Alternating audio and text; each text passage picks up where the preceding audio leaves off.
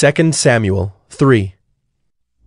There was a long war between the house of Saul and the house of David, and David grew stronger and stronger, while the house of Saul became weaker and weaker. And sons were born to David at Hebron.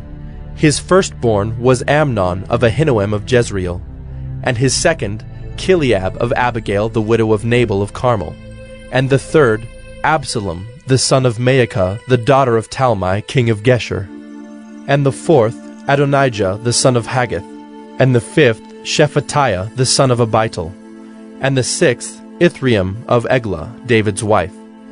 These were born to David in Hebron. While there was war between the house of Saul and the house of David, Abner was making himself strong in the house of Saul. Now Saul had a concubine whose name was Rizpah, the daughter of Aiah. And Ishbosheth said to Abner, "Why have you gone into my father's concubine?" Then Abner was very angry over the words of Ishbosheth, and said, "Am I a dog's head of Judah? To this day I keep showing steadfast love to the house of Saul your father, to his brothers and to his friends, and have not given you into the hand of David. And yet you charge me today with a fault concerning a woman. God do so to Abner and more also, if I do not accomplish for David what the Lord has sworn to him, to transfer the kingdom from the house of Saul and set up the throne of David over Israel and over Judah, from Dan to Beersheba." And Ishbosheth could not answer Abner another word, because he feared him. And Abner sent messengers to David on his behalf, saying, "To whom does the land belong? Make your covenant with me, and behold, my hand shall be with you, to bring over all Israel to you." And he said, "Good, I will make a covenant with you. But one thing I require of you, that is, you shall not see my face unless you first bring Michal, Saul's daughter, when you come to see my face." Then David sent messengers to Ishbosheth, Saul's son, saying, "Give me my wife Michal, for whom I paid the bridal price of 100 foreskins of the Philistines."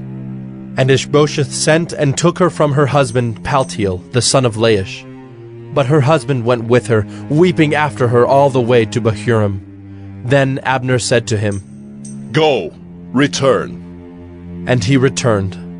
And Abner conferred with the elders of Israel, saying, "For some time past you have been seeking David as king over you. Now then bring it about. For the Lord has promised David, saying, By the hand of my servant David I will save my people Israel from the hand of the Philistines and from the hand of all their enemies." Abner also spoke to Benjamin. And then Abner went to tell David at Hebron all that Israel and the whole house of Benjamin thought good to do. When Abner came with 20 men to David at Hebron, David made a feast for Abner and the men who were with him. And Abner said to David, "I will arise and go, and will gather all Israel to my lord the king, that they may make a covenant with you, and that you may reign over all that your heart desires." So David sent Abner away, and he went in peace. Just then the servants of David arrived with Joab from a raid, bringing much spoil with them. But Abner was not with David at Hebron, for he had sent him away, and he had gone in peace. When Joab and all the army that was with him came, it was told Joab, "Abner the son of Ner came to the king, and he has let him go, and he has gone in peace." Then Joab went to the king and said, "What have you done? Behold, Abner came to you. Why is it that you have sent him away so that he is gone? You know that Abner the son of Ner came to deceive you, and to know you're going out and you're coming in, and to know all that you are doing." When Joab came out from David's presence, he sent messengers after Abner, and they brought him back from the cistern of Sirah. But David did not know about it.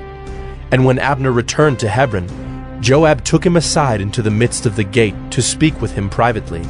And there he struck him in the stomach so that he died for the blood of Asahel his brother. Afterward, when David heard of it, he said, "I and my kingdom are forever guiltless before the Lord for the blood of Abner the son of Ner. May it fall upon the head of Joab and upon all his father's house, and may the house of Joab never be without one who has a discharge, or who is leprous, or who holds a spindle, or who falls by the sword, or who lacks bread." So Joab and Abishai his brother killed Abner because he had put their brother Asahel to death in the battle at Gibeon. Then David said to Joab and to all the people who were with him, Tear your clothes and put on sackcloth and mourn before Abner. And King David followed the bier. They buried Abner at Hebron, and the king lifted up his voice and wept at the grave of Abner, and all the people wept. And the king lamented for Abner, saying, Should Abner die as a fool dies? Your hands were not bound, your feet were not fettered. As one falls before the wicked, you have fallen. And all the people wept again over him. Then all the people came to persuade David to eat bread while it was yet day. But David swore, saying, God do so to me and more also, if I taste bread or anything else till the sun goes down. And all the people took notice of it, and it pleased them, as everything that the king did pleased all the people. So all the people and all Israel understood that day that it had not been the king's will to put to death Abner the son of Ner. And the king said to his servants, Do you not know that a prince and a great man has fallen this day in Israel? And I was gentle today, though anointed king. These men, the sons of Zeruiah, are more severe than I. The Lord repay the evildoer according to his wickedness.